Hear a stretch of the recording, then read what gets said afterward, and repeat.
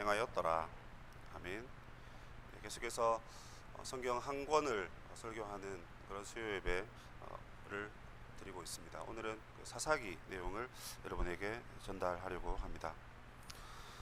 우리가 방금 읽은 본문은 사사기의 처음과 마지막 부분입니다. 처음 부분은 여호수아가 죽은 후에 이스라엘 자손이 어떻게 가나안을 정복하는가 하는 것을 기록하고 있고, 그리고 마지막 부분에는 아직까지 왕이 없기 때문에 사람들이 각자 자기의 소견대로, 원어에 보시면 자기의 눈에 보이는 대로 이렇게 되어 있습니다. 자기 눈에 보이는 대로 그렇게 길을 쫓아서 인생을 살았다, 그 얘기가 기록되어 있습니다. 만약에 우리가 BC 1446년에 이스라엘 백성이 출애굽했다는 것을 기정사실로 믿고 받아들인다면 이때는 사사시대는 약 350년 정도 됩니다. 하지만 사사기에 기록된 이 12명의 사사 통치 기간을 다 합쳐보면 약 410년 정도 됩니다. 그러나 이제 1050년에 사울이 왕으로 등극하기 때문에 이 40년을 광야에서 지내고 7년을 정복전쟁하고 난 다음 350년을 보내게 되는데, 이 410년과 350년의 차이가 나는 이유는 무엇이냐면 바로 사사시대가 중복되는 시기가 있었다는 것을 우리는 알 수가 있습니다. 그런데 사사기를 잘 읽어보면, 여러분, 우리가 과거에 사사하면 이게 뭔가 통치자, 재판자, 이게 쇼페팀이라는 단어이거든요. 팀임이라는 것은 복수입니다. 사사들이라는 것이죠. 사사들이 활동했던 그 시기를 기록하고 있다라는 것입니다. 그래서 우리가 주일학교 때 설교를 들어보면 사사들의 그 영웅담을 많이 듣습니다.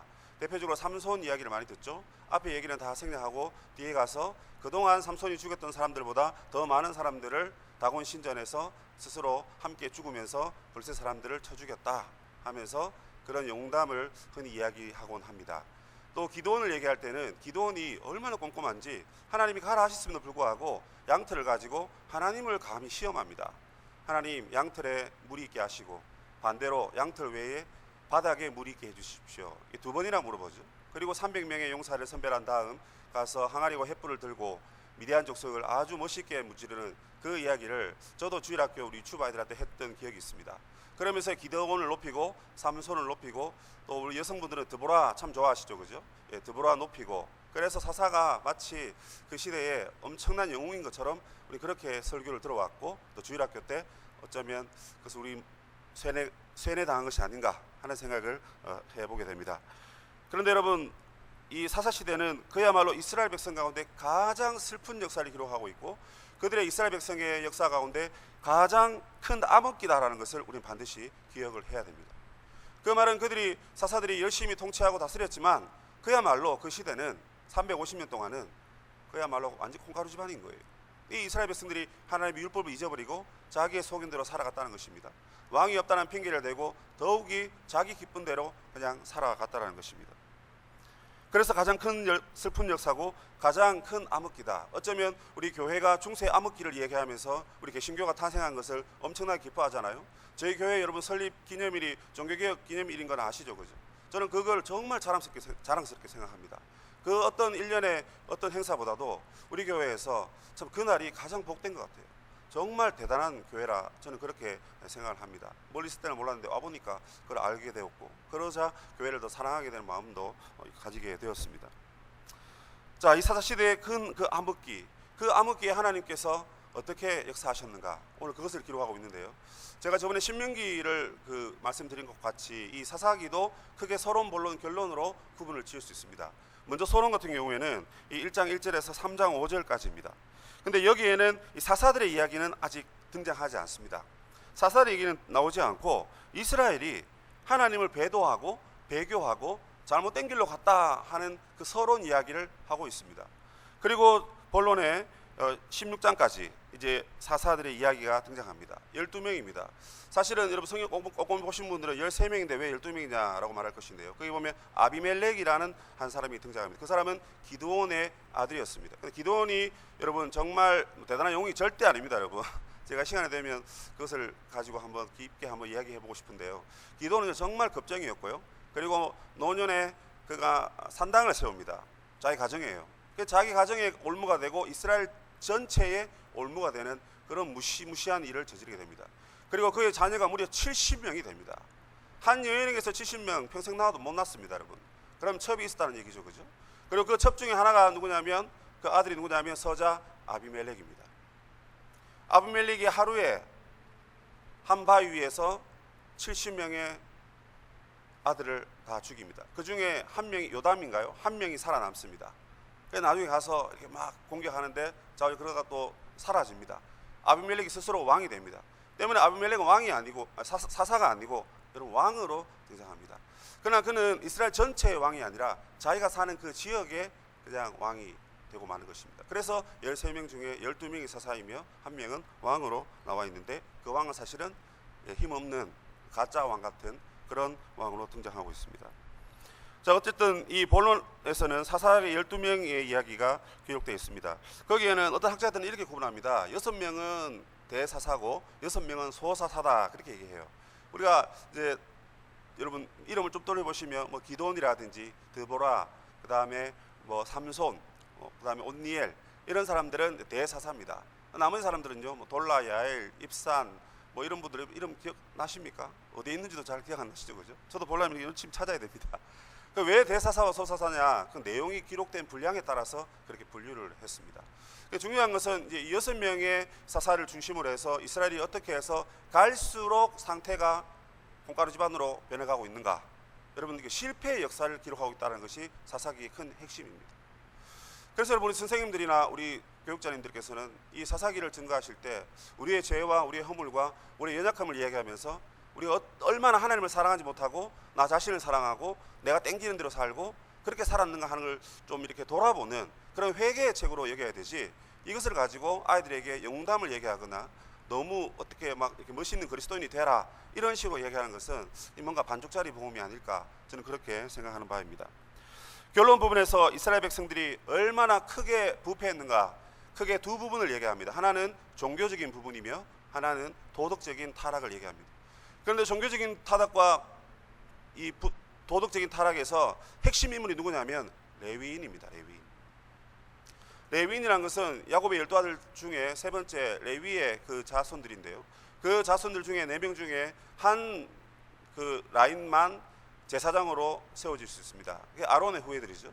아론의 후예들은 이 제사장으로 세워지고 그 다음에 고앗, 므라리, 게르솜 같은 사람들은 주로 성막과 성소와 관계된 그 어떤 물건들이나 그 다음에 그 덮개들 이런 것들을 옮기고 만지고 나르는 일을 하는 그런 성막을 위해서 일하는 일꾼들로 세워지게 됩니다. 자, 그렇다면 여러분 이 집안은 보통 집안이 아니다, 뼈대 있는 집안이다, 뭐니 해도 좋은 집안이다 라는 이제 생각을 갖게 되시죠, 그죠? 그러나 여러분 성경 읽어보시면 정말 놀라운 일들을 행합니다. 레위인들이 타락을 합니다. 오늘날로 말하면 교회의 직원들이 타락을 합니다. 교회의 직원이라 하면 담임 목사님을 비롯해서 교회 관리집사님까지 다 포함됩니다. 여러분 관리집사님도 아주 그 거룩한 직분입니다. 사찰집사라고 부르는 분들이 좀 계시는데요, 관리집사라고 불러주십시오.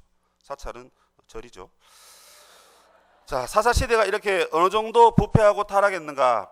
종교적으로 도덕적으로 엄청난 부패를 경험했다. 그래서 여러분 제가 말하니까 지금 막 눈물이 울컥 쏟아질 것 같습니다. 제가 이렇게 생긴 것은 무슨 산적같이 생겨도 좀 마음이 좀 약하거든요. 그래서 집사람한테 제가 잘못하면 제가 울컥하는 그런 표정만 지으면 바로 용서해주는 감정이 풍부한 남자입니다. 여러분 먼저 저는 서론, 본론, 결론 순서로 가지 않고 결론에서부터 서론과 본론으로 순서를 한번 가져가 보려고 합니다. 왜냐?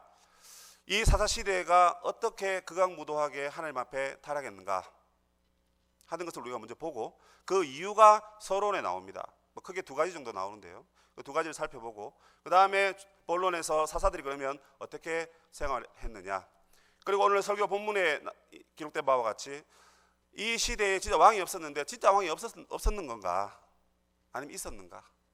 그리고 여러분 정말 사사기를 제가 참 좋아하는 본문인데요, 하나님의 섭리대로 뭐 어제 지난주에 뭐 이철 목사님이 여호수아서를 제가 하고 싶어 했다고 그렇게 구라를 치시는데 사실은 제 속마음은 사사기에 제 모든 걸 걸었습니다. 사사기에 여러분 여호와가 우리의 왕이다라는 구절이 딱 한 군데 나와 있습니다. 딱 한 군데 나와 있습니다. 그것도 가장 중간에 나와 있어요. 그 본문을 여러분 찾게 되신다면요, 아마 오늘 밤에 사사기를 전체 다 읽으시지 않을까 하는 생각을 합니다. 예, 자, 오늘 제가 욕심 좀 많은 것 같은데 오늘 9시 전에 마쳐야 되는데, 그죠? 자, 먼저 우리 종교적 타락으로 가보겠습니다. 종교적 타락을 하면 17장으로 가야 됩니다. 집에 가서 읽어보시고요. 지금 그냥 들으십시오. 17장에 가보시면 이 미가 집안 이야기가 나옵니다. 이 미가라는 이 아들이 있는데 이 아들이 엄마 돈을 슬쩍 한 거예요. 그 돈이 얼마냐면 은 1,100개랍니다. 은 1,100개. 엄청나게 많은 돈이죠, 그죠? 슬쩍 했는데 엄마가 이거 누가 가져갔어? 이거 잡히기만 해봐. 다리 몽둥이를 확 부질러 버리겠다 하고는 저주를 선포합니다. 그러고 나는데 그 아들에게, 야 아들아, 너도 한번 찾아봐. 내 거 가져간 사람이 있으면 내가 가만두지 않겠다 하는데 아들이 자기가 가져갔거든요. 그래서 놀란 가슴을 쓸어내리면서 엄마 사실은 내가 가져갔어요 하고는 그것을 뱉어냅니다. 뱉어냈는데 이 엄마가 그 돈을 받고 어떻게 하냐면 말을 바로 바꿔가지고, 아이고 우리 아들아, 이 복받을 아들아, 엄마의 이 놀리 쌈짓돈을 네가 이 개돈 탄 건데 네가 이렇게 찾아왔구나. 사실 지가 훔쳐간 건데 다시 준 거예요. 그런데 오히려 이것을 저주하다가 복으로 바꿔 얘기합니다. 그리고 이 미가의 엄마가 무엇을 하냐면, 안 되겠다, 이건 귀한 돈이니까 이 은 1,100개로 우리 가정에 신상을 세워야 되겠다, 그렇게 얘기합니다. 뭡니까? 이 계명을 어긴 것이죠. 하나님 우상을 만들지 말아야 했습니다. 우상에 하나님을 가두지 말라는 것이죠. 그래서 이 어떤 학자는 우상을 만드는 것은 하나님을 거기 가둬 가지고 내가 소유하겠다, 나 필요할 때 딱 꺼내서 보고 딱 놓고, 주로 이렇게 드라빔이 그랬습니다. 드라빔이 뭐냐면 여러분, 그 가정의 수호신이거든요. 그래서 은으로 만들든지 나무로 만들었습니다. 조그맣게도 만들고 크게도 만들었습니다. 조그맣게 만들어서 호주머니에 넣고 다니는 거예요. 부적 같은 겁니다. 이 엄마가 그 신상을 만들려고 했습니다. 자, 이건 무슨 말입니까, 여러분? 하나님의 계명을 어기면서, 이 계명을 어기면서 내가 하나님을 섬기겠다, 이 돈으로 내가 하나님께 나가겠다, 하나님께 드리겠다, 이렇게 하고 있는 거예요. 여러분, 우리가 과정도 옳아야 되고 결과도 옳아야 되잖아요. 과정은 뭐 죄를 짓더라도 결과만 옳으면 된다라고 생각하고 지금 이렇게 이 어머니가 잘못된 판단을 한 것입니다. 자기가 생각한 행동이 하나님이 금하신 것임에도 불구하고 그는 그것을 깨닫지 못하고 신상 만드는 데 돈 씁니다. 자, 그런데 성경을 보시면요, 1,100개를 안 씁니다. 얼마 쓰시죠? 어머니가 좀 짜요. 구두쇠예요. 은 200개만 쓰고 나머지 900개는 인마에 포켓합니다. 자기가 서원한 대로 하지 않는다는 것입니다. 뭡니까? 여러분, 돈 밝히는 거 아니겠습니까? 그죠? 미가가 자기 집에 이제 신당을 세웠습니다. 그런데 여러분, 신당을 집에 세우면 됩니까? 북이스라엘 잘못한 게 뭐예요? 단에 저 끄트머리에 금송아지를 세우고, 그래서 도망가지 못하도록, 이스라엘로 내려가지 못하도록 단과 브엘세바에 각각 금송아지를 2마리 세웠잖아요. 그래서 북이스라엘 사람들은 북이스라엘에서만 하나님을 예배해라, 남유다로 넘어가지 마라, 예루살렘으로 가면 안 된다. 그래서 우상을 세웠지 않습니까? 하나님이 택하시고 지정하시고 말씀하신 곳에 세우라 했는데 그렇게 잘못 세웠습니다. 그런데 오늘 본문은 뭐냐면, 이 하나님이 성막은 지금 실로에 있거든요. 아직 성전이 저렇기 때문에 실로에 있습니다. 실로에 있는데 이 사람들이 가정에다가 신당을 세우는 것입니다. 여러분, 이게 엄청난 죄악입니다. 우상숭배입니다. 뿐만 아니라 제사장이 입을 에봇, 옷을 짚고, 그 다음에 아까 말씀드린 그 가족 우상 드라빔을 만듭니다. 그리고 그 아들 중에 한 명을 제사장으로 세웁니다. 말씀드린 바와 같이 제사장은 레위의 후손 중에, 아론의 후손 중에서만 나와야 됩니다. 그런데 가족 중에 보니까 인물 좋고, 아이고 너 잘하겠다, 나가서 뭐 돈도 잘 못 벌 것 같고, 나가면 대인관계 기피증 때문에 힘들 것 같고, 그럼 너는 그냥 제사장이나 해라, 목회나 해라, 이래가지고 그냥 끌고 와가지고 그냥 제사장을 세운 것입니다. 여러분, 이 정도면 이게 완전 콩가루 집안 아닙니까? 지금 거의 맛이 같습니다. 이방 종교를 섬기는 사람들이 아무 곳에나 신당을 세우고 아무 곳에나 절하거든요. 그런데 이제 하나님의 명령을 어기고 이 사람들이 지금 그렇게 하면서 이거는 하나님을 섬기는 제단이다, 그리고 이 제사장은, 네 아들은 하나님 섬기는 성별된 사람이다, 구별된 사람이다, 이렇게 하고 지금 종교생활을 하는 것입니다. 여러분, 돈 있으면 교회 세울 수 있습니까? 돈 있으면 목사 한 명 세울 수 있나요? 살 수 있나요? 얼마면 돼? 돈 있으면 교회 살 수 있습니까, 여러분? 돈으로 떡칠하는 교회, 그리고 목사를 청빙하거나 목사를 그렇게 대우하면서 돈으로 너무 그렇게 옥신각신하는 것들, 이것은 이 시대의 미가 집안의 문제와 별반 다를 법 없습니다. 모름지기 레위인들은 하나님이 기업이라 했거든요. 그들에게는 48개의 성읍이 주어졌습니다. 그 안에는 제사장은 13개가 주어졌고, 나머지 고앗, 게라리, 무르솜, 게르솜 집안에는 또 13개, 그리고 도피성이 6개가 있죠. 도피성이 있습니다. 그런 식으로 해서 그 사람들의 기업은 그것밖에 없었어요. 그리고 그 성벽 근처에 그 밭들 2,000규빗의 그 밭을 이제 분배받아 가지고 거기서 그냥 뭐 지어서 먹고 살고, 또 제사 드려 들어오면 들어오는 것을 가지고 먹고 사는 자들이 레위인들이었습니다. 그런데 돈 있다고 이제 지금 이것을 집에 짓고 이 사람들이 스스로 제사장이 되는 것입니다. 말 그대로 여러분 사설, 그러니까 자기 개인과 자기 가정을 위해서 복을 빌어달라 해서 이렇게 되는 것입니다. 아시는 바대로 중세 시대에 그런 사제들이 많이 있다고 하죠, 그죠? 그러니까 백작이나 어떤 높은 그 영주들이 사제들을 초청해서 미사를 드립니다. 드리면서 돈을 주고 자기 가정에 복을 빌어주고, 그런 식으로 타락한 모습들이 이미 교회 역사에 많이 기록되어 있습니다. 자, 왜 이런 일이 일어나게 되었을까요? 21장 25절을 떠올리시면 됩니다. 자기 소견에 옳은 대로 행했다는 것입니다. 이 말은 뭐냐면 하나님 살아계시는데 하나님 무시했다는 거고요. 하나님 말씀이 있는데도 불구하고 하나님 말씀을 따라서 신앙생활을 하지 않았다는 것입니다. 미가 집안 얘기는 뒤로 하고 이제 한 레위인 얘기로 들어가 보겠습니다. 이 한 레위인은 자기 살던 동네를 떠나 돌아다니고 있었습니다. 왜 떠나 돌아다녔냐? 자기 살던 고향이 싫은 거예요. 아마 모험심이나 또는 창조력이 높았던 친구였던 것 같습니다. 그래서 먼 길을 가서 자기가 개척해서 살겠다 이러고는 집을 뛰쳐나갔습니다. 여러분, 근데 이 당시에 레위인들이 집을 뛰쳐나가면 되나요? 안 됩니다. 그죠? 아까 말씀드린 바와 같이 48개 성읍에 살아야 됩니다. 그리고 레위인들은 하나님 예배하는 그 일과 관계된 사람이기 때문에 그 성읍에 사는 사람들을 말씀을 가르치고 율법을 가르치고 종교적인 제사와 의식과 여러 가지 법들을 가르침으로써 하나님의 자녀답게 살도록 양육하고 이끌어야 될 지도자의 삶을 살아가야 되는 것이에요. 그런데 여러분, 그게 싫다는 거예요. 하나님이 사명자로 부르셨는데 난 그거 싫다 해가지고 그냥 세상을 떠돌아다니고 가는 겁니다. 가다가 어느 집안에 갑니까 여러분? 가다가 미가 집에 갑니다. 미가 집에 이미 신당 다 세워놓고 드라빔 뭐 돈 다 재놓고, 그죠? 제사장까지 다 세워졌는데 길 가다가 이 레위인이 미가 집에 묵게 되는 거예요. 그러니까 이거 잘됐다. 너 어디서 왔냐? 사실 나 레위인인데요. 어디서 왔어요? 베들레헴에서 왔어요. 사실 이 베들레헴도 여러분 48개 성읍 중에 그 하나에 속하는 성읍이 아닙니다. 그럼 이미 그 자기 땅에서 나와가지고 다른 데 기거하다가 또 한 번 더 갈아탄 거죠. 버스를 갈아타듯이 이동한 겁니다. 야, 너가 레위인이야? 야, 그럼 이제 그렇게 하지 말고 우리 집에 제사장이 되면 좋겠다. 내가 너에게 집 줄게, 돈 줄게, 결혼도 시켜줄게, 뭐도 해줄게 하면서 온갖 것을 다 내놓고 그를 부추깁니다. 사실 이 레위인은 제사장 될 자격이 없습니다. 왜냐하면 아론의 후손들에게만 제사장이 된다 했잖아요. 이거를 태클 걸다가 민수기 16장에 고라와 250명이 한숨에 그냥 땅이 갈라지고 그 앞에 그냥 산채로 매장되는 그런 어마어마한 일을 경험했던 사건을 우리 기억합니다. 그렇다면 여러분, 시기가 지금 몇백 년 지났지만 동일하게 아직까지도 그냥 레위인이라고 해서 무조건 제사장이 될 수는 없는 법이거든요. 그리고 정통적으로 만약에 아론의 후손이라면 분명히 여러분 아무리 이 힘든 사시대라도 그 길을 떠나지 않았을 것입니다. 왜냐하면 그 집안만 제사장이 될 수 있기 때문에 상당히 희소하고 또 중요한 인물이기 때문에 적어도 이 정도로 타락하지는 않았을 것이다 하는 생각을 해보게 되는 것이죠.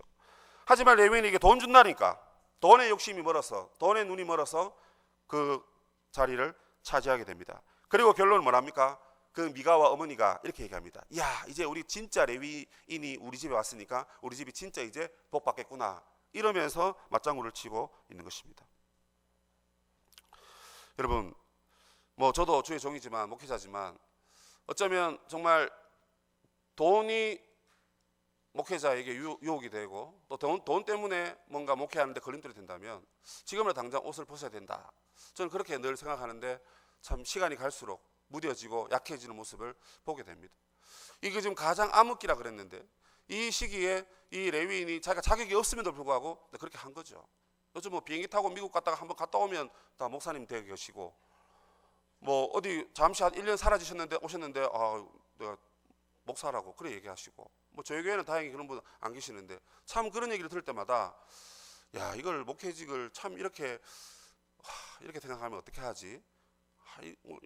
그 사람들 자리를 내주고 그냥 내가 일반 집사님 하는 게 좋겠다, 그런 생각을 엄청나게 많이 했던 경험이 있습니다. 여러분들 어떻게 생각하실지 모르지만 저는 그 일을 하기 때문에 더 그런 생각이 좀 든다는 것이죠. 18장에 이르면 단지파 이야기가 나옵니다. 단지파는 여러분 자기가 구할 땅을 찾으러 돌아다닙니다. 그래 여러분 단지파가 땅이 없습니까? 이미 여호수아가 땅을 다 분배해 줬습니다. 그 땅은 유다 지파와 에브라임 지파 사이에 있는 땅이었습니다. 그런데 그 남서쪽 밑에 보면 이 블레셋이 자리 잡고 있었어요. 블레셋이 여러분 저 같은 이 골리앗 같은 이 막 득지 큰 친구들이 사니까 이 단지파가 힘이 없는 거예요. 그래서 그 뭐 유다도 있고 에브라임도 있지만 밑에 블레셋도 있으려니까 야 이거 못 살겠다 이거 해가지고는 그냥 내가 다른 땅을 차지하러 가야 되겠다 하고는 그 땅을 버려버립니다. 하나님 주신 그 기업을 버려버린다는 것이죠. 하나님과의 관계가 안 좋다는 것이죠. 그래서 길을 가는데 누굴 만납니까? 이 미가 집에 있는 이 제사장을 만납니다. 근데 여러분 이 제사장 뭡니까? 돈 주고 산 거잖아요. 돈 주고 지금 제사장 된 거잖아요. 그런데 단지파를 만났는데 그 정탐꾼 5명을 만납니다. 칼 차고 이제 땅을 정탐하러 가는데 이 미가 집에 있는 가짜 나이롱 제사장 만나는 거예요. 어디 가냐? 땅 찾으러 간다. 너 어디서 왔냐? 단지파다. 야 너네 동네는 저 밑이잖아. 근데 왜 그거 버리고 여기 왔냐? 이 얘기를 못 하는 거예요 지금 이 제사장이. 왜? 자기도 돈 주고 제사 직분을 샀기 때문에 지금 그 얘기를 못 하는 거예요. 그래서 성경에 보면 야 너 평안히 걸어가라 그냥 잘 찾아가라 하고는 보냅니다. 얼마 지나지 않아서 이 사람들이 단지파 사람들이 600명의 군사를 데리고 다시 이 미가의 집에 가게 됩니다. 그들의 목적지는 여러분 라이스라는 동네입니다. 저기 그 이스라엘 북쪽에 두로와 시돈 땅 근처에 있는 거의 그 이방 땅과 그 경계선이 있는 그 이스라엘 최북단에 있는 그곳으로 600명이 가게 됩니다.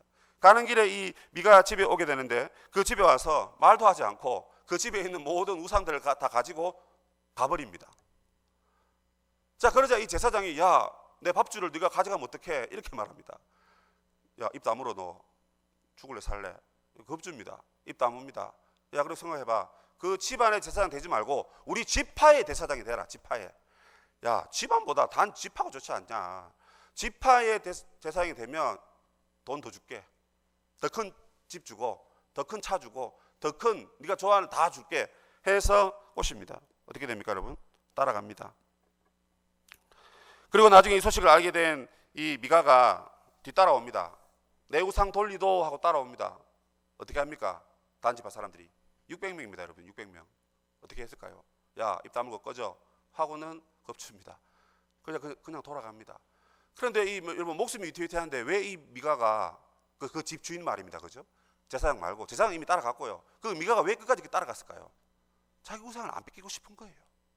자기가 소중히 가지고 있는 우상을 안 뺏기고 싶으니까 끝까지 따라가서 어떻게 하든지 내가 목숨을 잃더라도 그걸 찾아와야 되겠다 하는 정도로 우상 숭배에 아주 강하게 빠진 것입니다. 이 두 가지 사건은 무엇을 말합니까? 한 가정의 잘못된 그 신앙심이 결국에는 단지파까지 연결돼 가지고 온 지파 자체가 완전히 몰락하게 되는, 영적으로 타락하게 되는 그런 상태로 나아가고 있다는 것입니다. 거기에는 여러분 레위인이 주인공으로 등장합니다. 보통 일반일 경우에 회사원들은 스카우트 제의가 들어올 때 그것이 자기에게 명예가 되기도 하고 또 더 좋은 물에 가서 더 넓게 헤엄치면서 그죠? 열심히 일하고 능력을 개발하고 하는 차원에서 혹 이동을 할 수 있을지 모르겠습니다. 그러나 이 레위인과 같은 이 종교 지도자들에게는 월급이라든지 돈이죠. 그 다음에 복지 제도라든지 기타 등등의 것들이 좋으니까 사역지를 옮기고 또 그렇게 청빙받아 간다. 또 때로는 우리 전도사님들, 강사님, 목사님들이 또 그런 식으로 인지를 찾아간다 하는 것은 우리가 다시 한번 생각해 볼 필요가 있는 것이죠. 그죠? 만약에 목회자의 경우 시골에서 목회하다가 여러분 도시에서 청빙이 온답니다. 그러면 시골에 계신 목사님들이 엄청 고민을 하시겠죠. 엄청 고민을 합니다. 따라가야 됩니까? 말아야 됩니까? 저처럼 애는 셋이나 딸려 있고 부모님도 다 천국 가시고 안 계시고 상태가 아주 안 좋네요. 그죠? 어째야 됩니까? 여러분? 그래서 제가 서울 시민교회 왔나요? 하나님 좋은 교회 보내주셔가지고 사랑과 은혜를 많이 받고 있는데 그죠? 만약 제가 시골교회에 그렇게 있다면 정말 고민될 것 같아요. 또 그러면서 내가 본 목사 중에는 목사님만이 목사답지 나머지는 목사 축에도 못 깁니다. 뭐 이런 얘기 하면서 잘해줄게요. 이래 되면 참 곤란한 상황이 되겠죠. 그죠? 만약 그 가운데 여러분 가지 않는다. 그리고 하나님의 인도함을 따라 또는 간다. 뭐 가면 욕하고 안 가면 칭찬하고 이래야 됩니까? 하나님께서 어떻게 하시는지 모르지만 그래도 오늘 이 말씀에 비춰보면 가지 않는 것이, 또 하나님이 아직까지 비전이 있고 목적이 있다고 해서 가지 않는 것이 어쩌면 더 하나님 기뻐하시는 종이지 않을까 하는 생각을 해보게 되는 것입니다. 자, 어지간히 종교적 타락은 지도자의 타락이며 돈 주고 성직자를 구할 수 있다라고 생각하는, 돈만 있으면 우리 교회도 좋은 목사님들 많이 모실 수 있다 하는 그런 생각을 혹시나 우리가 갖고 있다면 그것은 우리가 몰락의 길로 가고 있다는 증거다 하는 것을 우리가 꼭 기억해야 하는 것입니다. 두 번째로 도덕적인 타락입니다. 도덕적인 타락에는 레위인이 첩을 데리고 살았습니다. 레위인이 첩을 데리고 살았어요. 당연하게 느껴지면 안 되는 거죠, 그죠? 그래, 이 첩이 첩이니까, 그죠? 이 남편을 버려두고 다른 남자와 행음을 하다가 발각돼 가지고 친정에 도망을 갔습니다. 그리고 이 레위인은 그 친정에 가서 이 여자를 머리끄덩이를 끄집어 당기면서 자기 집으로 가자 해서 데리고 가는 거죠, 그죠? 자, 이까지는 좋습니다. 데리고 가는데 먼 길을 가다 보니까 이제 호텔에 묵어야 되잖아요. 그런데 여러분, 길을 가다가 여부스라는 동네에 도착하게 되는데 이 여부스가 이방인의 땅이거든요. 자기 레위인인 거예요. 야, 우리가 이방인의 땅에 하룻밤 자고 갈 수 있겠냐? 여기서 자면 내가 종교적으로 부정해진다. 그러니까 우리 민족이 사는 기브아 땅으로 좀 더 걸어가서 다음 휴게소에서 쉬자. 이런 식으로 이야기하고 길을 가는 것이죠. 여러분, 묻은 건 아무랜다고 자기가 지금 첩을 가지고 있고 그다음에 그 첩이, 그죠? 행음하고 하는 것들을 막 그렇게 데리고 와서 막 이렇게 벌 주려고 하면서 자기가 잘못한 것을 깨닫지 못하면서 이방인의 땅에 자는 것은 엄청나게 그는 또 가려가면서 숙소를 잡는 그 모습이 뭔가 좀 아이러니하지 않습니까? 좀 이상하지 않습니까? 자기의 도덕적인 그 흠은 보지 못하는 것이죠. 자기 눈에 들보는 보지 못하고 남의 눈은 티끌은 빼라고 말하는 것입니다. 자, 갔습니다. 근데 기브아에 아무도 대접해 주지 않습니다. 그 도시, 그 시대의 그 사람들의 형편이 바로 그렇다는 것입니다. 과거에는 여러분 호텔이나 모텔이나 주막이 잘 이렇게 구비되어 있지 않기 때문에 나그네가 오면 무조건 가정집에서 이렇게 홈스테이 해줘야 됩니다. 때문에 그게 여러분 우리나라 사회 같은 옛날 같은 경우에는 이제 오면 그렇게 해주면 이게 인심이 후한 동네는 잘 해주는 것이죠. 그러나 이 땅은 그렇지 않았던 것입니다. 근데 그때 한 노인이 등장합니다. 이 노인이 왜 등장하냐면 알고 보니까 이 레위인과 이 노인의 고향이 같아요. 고향이 에브라임 산지라고 말하고 있거든, 성경에 보면. 같은 고향 사람이니까 이 노인이 이 사람을 재워줍니다. 재워주는데 밤에 불량배들이 찾아와서 그 남자를, 그 레위인을 밖에 끌어내라는 것이에요. 왜죠? 우리가 그를 상관하겠다 이렇게 얘기합니다. 그러니까 무슨 말이냐면 우리가 그와 성적인 관계를 가지겠다 하는 것입니다. 누가 왔냐면 남자가 왔어요. 남자. 불량배라는 게 남성이고 남성 복수입니다. 히브리어가. 남자가 남자를 끌어서 더불어 행음을 하겠다, 동성애를 하겠다, 그렇게 얘기하는 것입니다. 창세기에 여러분 소돔과 고모라 성이 왜 멸망당했습니까? 천사들을 불러내가지고 행음하려고 했기 때문에 그렇지 않습니까? 이미 물론 다 작정된 멸망이지만 또 그 천사가 방문했을 때 그 천사를 행음하려고 하는 그 모습이 오늘 여기 그대로 지금 기록되어 있는 것입니다. 그럼 이곳에 있는 여러분 이 모습들은 결국 불심판을 받을 수밖에 없었던 소돔과 고모라 땅의 모습을 그대로 재현하고 있는 것을 보게 됩니다. 아니나 다를까 이 노인은 자기 딸과 그 다음에 이 레위인의 첩을 내줄 테니까 너희 마음대로 해라 합니다. 그러나 불량배들은 싫어했습니다. 그래서 레위인을 달라 하니까 레위인이 여자를 끌고 나가서 줘버립니다. 그리고 자기는 들어와서 잘 잡니다. 그 다음날 보니까 그 여인이 윤관을 당하고 죽게 됩니다. 개인적인 복수심에 불타올라서 고향으로 그 여인을 데려갔고 시체를 토막을 냅니다. 12토막을 내죠. 그리고 12지파에 그것을 다 돌립니다. 뭡니까? 베냐민 지파 우리가 가서 무찌르자 하는 것입니다.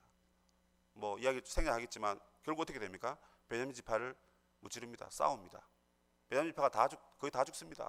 남자 600명 남습니다. 나중에 이제 뉘우치는 거죠. 그래서 이거 어떻게 하냐 이 지파가 사라지면 안 되는데 하나님의 12지파가 살아있어야 되는데 해가지고는 그들에게 여자들을 보내줘야 되는데 자기 지파의 여자들은 절대 보내주지 않겠다고 저주로 맹세했거든요.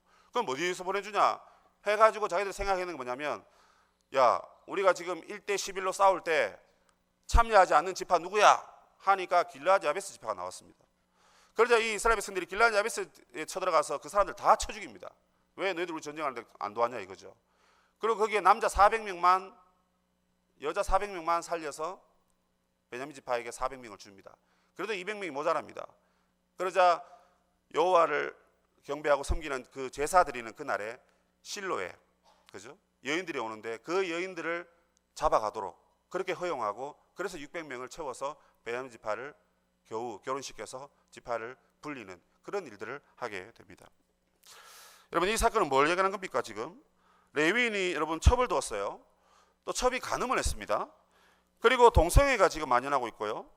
불량배들이 만행하고 있고 그다음에 시체를 절단해서 뿌리는 그런 어마어마한 짓을 여러분 요즘 시대 하는 게 아니라 이게 지금 과거입니다. 그 시대였습니다. 납치했고 유괴했고 이런 심각한 일들을 했습니다. 누가 했습니까? 이스라엘 백성들이 했습니다. 오늘날로 말하면 교회가 그런 일들을 했다라는 것입니다. 서로의 이익과 서로의 생각들이 대립될 때 폭력을 휘두르는 것이죠. 말로 하다가 안 되니까 칼 들고 나갑니다. 불량배들 동원합니다, 여러분. 자, 이게 지금 교회의 모습이고 세상의 모습이 아닌 것입니다.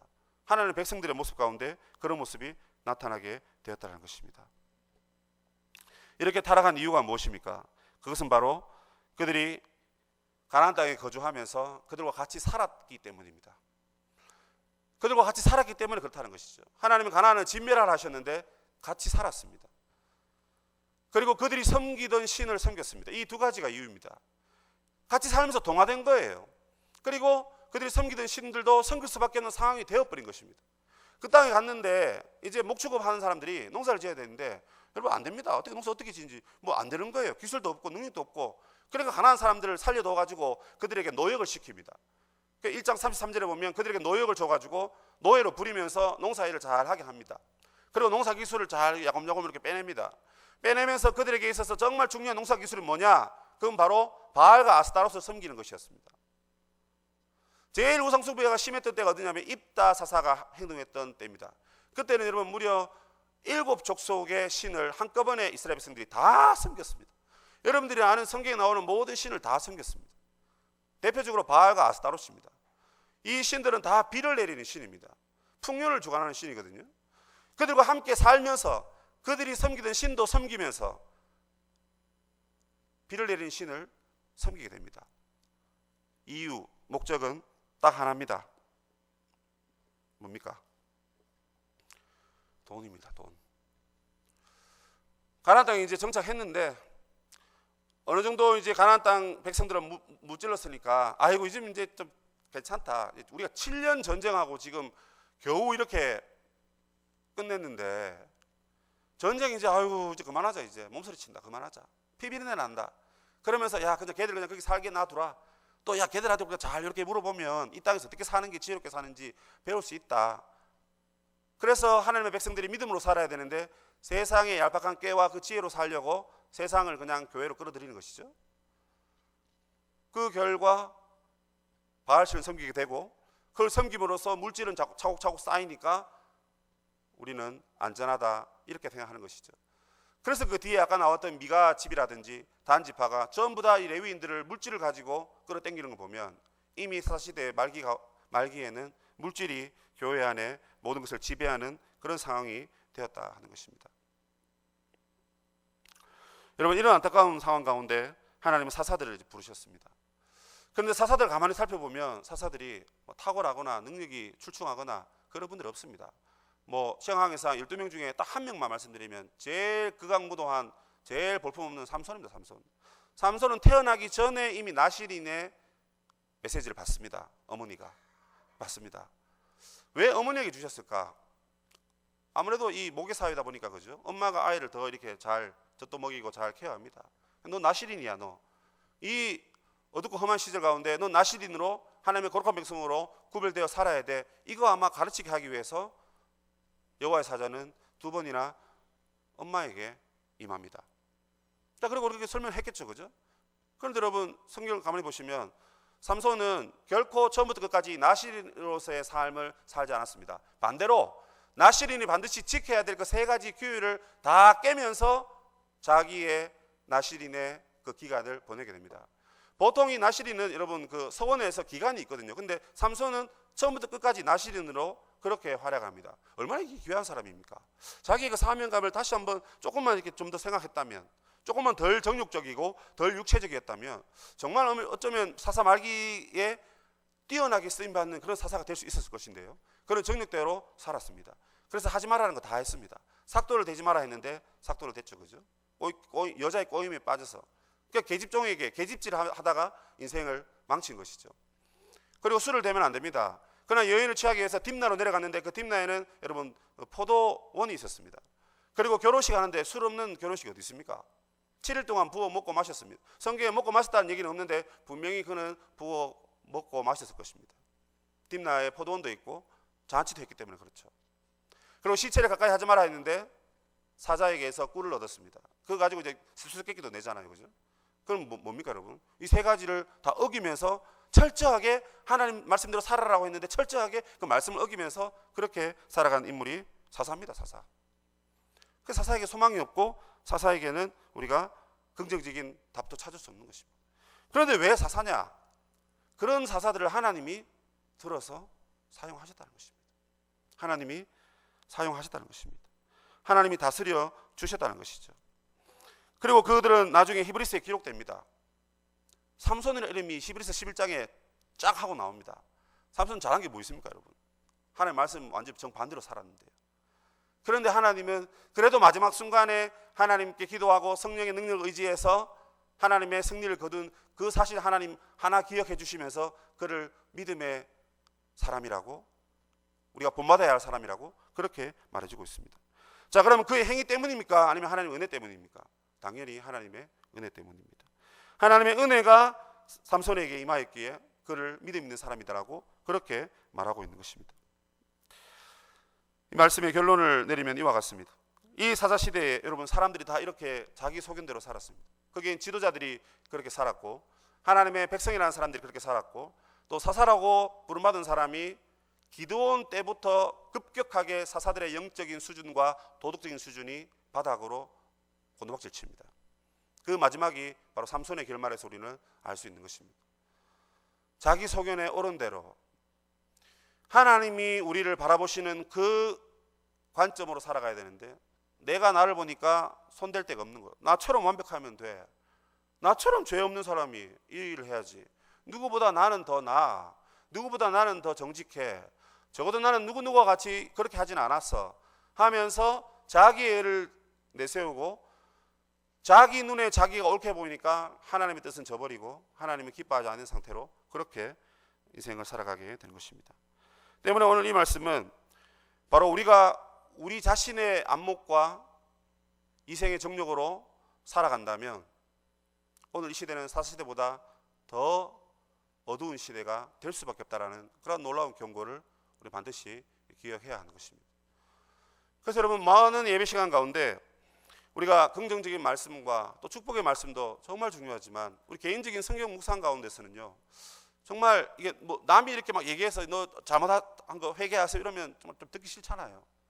그런데 성령님이 말씀을 통해서 우리 마음 가운데 만약에 사사기 말씀이나 또 이런 심판의 말씀, 경고의 말씀을 통해서 말씀을 주실 때 그게 정말 눈물이 나고 아멘이 되면 여러분 그것은 정말 큰 축복받은 성도라는 것을, 그 교회라는 것을 우리는 꼭 반드시 기억해야 하는 것입니다.